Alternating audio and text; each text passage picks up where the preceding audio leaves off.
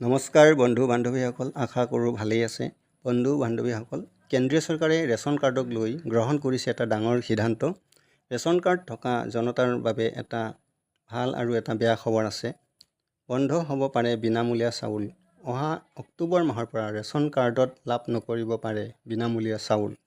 বিনামূলীয়া চাউলৰ সলনি কেন্দ্ৰীয় চৰকাৰে দেশৰ 90 কোটি ৰেচন কাৰ্ড হিতাধিকাৰীলৈ 9 বিধ সামগ্ৰী যোগান ধৰাৰ বাবে চিন্তা চৰ্চা কৰি আছে। চাউলৰ সলনি 9 বিধ সামগ্ৰীবোৰ হ'ল ঘেঁহু, আটা, দালি, চেনি, সৰিয়হ, মিঠাতেল, বুট, নিমখ, চয়াবিন আৰু মছলা। দেশৰ 90 কোটি জনতাই লাভ কৰি আছে ৰেচন কাৰ্ডৰ সুবিধা।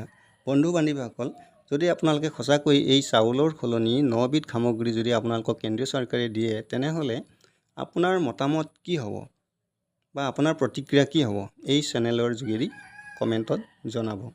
বন্ধু বান্ধৱীসকল, আপুনি যদি এই চেনেলটো নতুনকৈ চাই আছে তেনেহ'লে ছাবস্ক্ৰাইব কৰিব, যাতে এই চেনেলত নতুনকৈ দিয়া ইনফৰ্মেটিভ ভিডিঅ'বোৰ পাই থাকে। আৰু আগৰ পৰা চাই থকা বন্ধু বান্ধৱীসকলে ভিডিঅ'টো ভাল পালে লাইক আৰু কমেণ্ট কৰিবলৈ নাপাহৰিব। ধন্যবাদ।